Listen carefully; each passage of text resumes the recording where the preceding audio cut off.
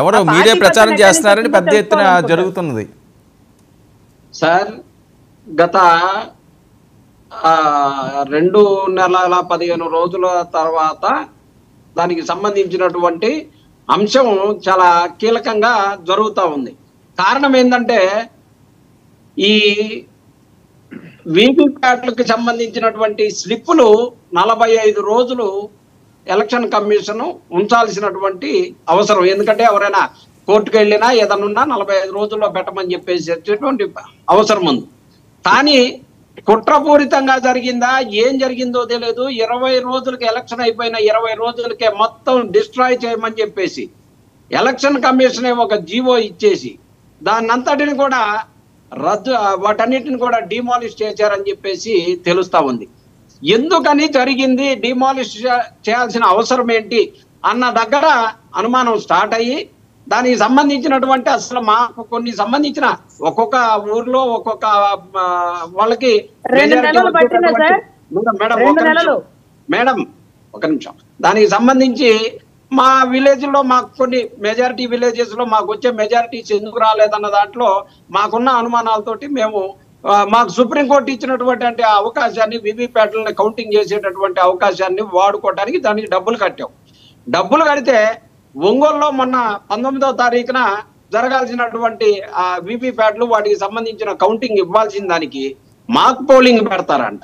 Mock polling పెట్టేదేముంది sir, ఇవాళ కొత్త machine దొంగతనం జరిగిన మిషన్ తీసుకురాయా బాబు అని అంటే కొత్త మిషన్ తెచ్చాము మీరు ఆపరేట్ చేసి చూసుకోండి, మీకు ఏదన్నా అనుమానం ఉంటే నివృత్తి చేస్తామంటారు.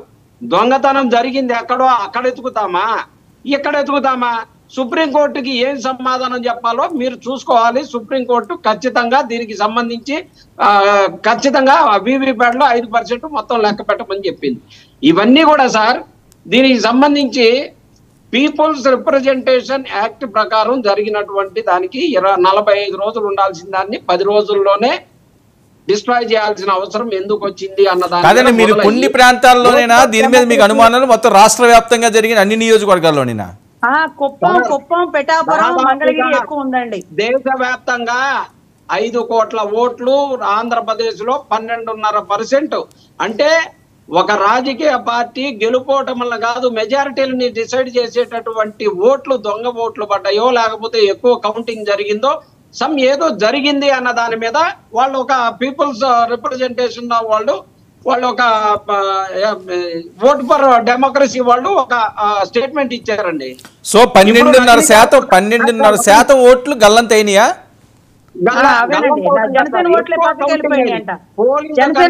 ఒక్క నిమిషం చెప్పనివ్వండి. పోలింగ్ జరిగిన దానికన్నా కూడా కౌంటింగ్ ఎక్కువ జరిగింది. 12.5% జరిగింది. 49 లక్షల ఓట్లు కౌంట్ ఎక్కువ జరగటం వల్ల వైఎస్ఆర్ కాంగ్రెస్ పార్టీ ఓటమి జరిగింది అనేది మేము భావిస్తా ఉన్నాం. ఓకే, అది ఒక్క నిమిషం అండి రజనీ గారు మీకు తగిన సమయం ఇస్తాను, ఎందుకంటే ఆయన చేసిన దానికి మీరు మాట్లాడాలి కదా. డెమోక్రసీ వాళ్ళు ఇచ్చినది కనుక తప్పు అయితే ఎందుకని ప్రభుత్వం మాట్లాడలేదు, ఎందుకని ఎన్నికల కమిషన్ మాట్లాడలేదు? ఖచ్చితంగా దీని మీద సమాధానం తెప్పి తీరాల్సిందే.